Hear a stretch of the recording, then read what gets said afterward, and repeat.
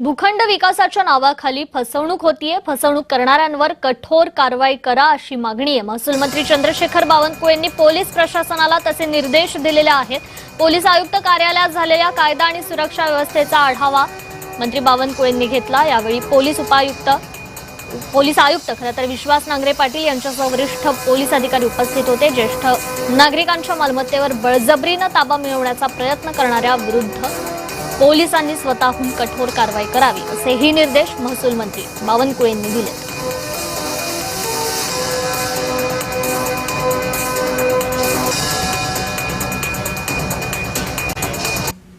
रेल्वेसाठी रास्ता रोको करणाऱ्या आंदोलकांवर गुन्हा दाखल झालाय।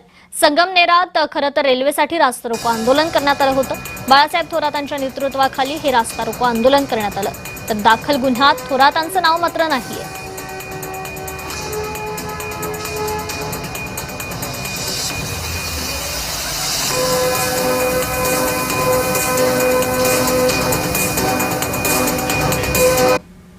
जालन्यात एका घरातून धारदार शस्त्रांचा साठा जप्त करण्यात आलाय। 22 तलवारी, 15 खंजीरं आणि 4 चॉपर हस्तगत करण्यात आलेले आहेत। लतीफ शेखला अटक करण्यात आली आहे, तर दुसऱ्याचा शोध सुरू आहे। या हत्यारांची कुणाला विक्री केली का याचा तपास सुरू आहे। जालन्यातील चंदनझिरा पोलिसांनी सुंदरनगर भागात ही छापेमारी केली आहे। रेकॉर्डवरील गुन्हेगाराच्या घरावर ही छापेमारी करण्यात आली।